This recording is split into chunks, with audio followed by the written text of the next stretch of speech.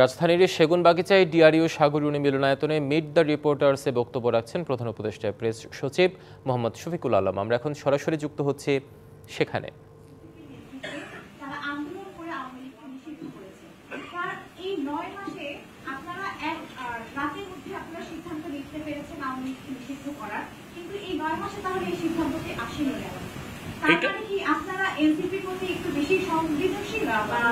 এটা এনসিপির বিষয় না, এটা সমস্ত পার্টি যারা জুলাই গণঅভ্যুত্থানের ছিল সবার এখানে সাপোর্ট আছে, এবং আমি মনে পুরো বাংলাদেশের মানুষের সাপোর্ট আছে যে এই ডিসিশন ইন্টারিম গভর্নমেন্ট নিয়েছে। আপনি দেখেছেন কোথাও কোনো প্রোটেস্ট হতে?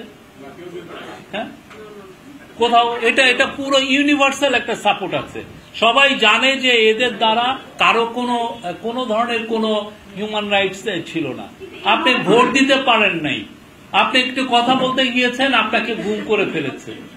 আপনি উৎপল দাস একটা জেনারেল সম্পর্কে একটা কথা লিখেছে, উৎপল দাসই তো নাকি একটা লিখছে, উনি একটা ফেসবুকে একটা পোস্ট দিছে, উনাকে কত 40 না 45 দিন উনি গুম হয়ে আছেন। এবং গুম কোথায় আপনারা দেখেছেন? আয়নাঘরগুলো দেখেছেন?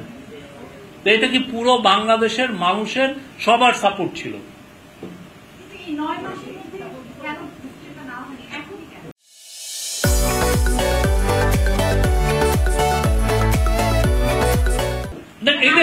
এটা তো একটা ম্যাচুরিটির বিষয় আছে, এটা আস্তে আস্তে আবার আপনি 9 মাসে আমাদের তরফ থেকে তো আমরা দেখেছি, তাদের আচরণটাও দেখেছি।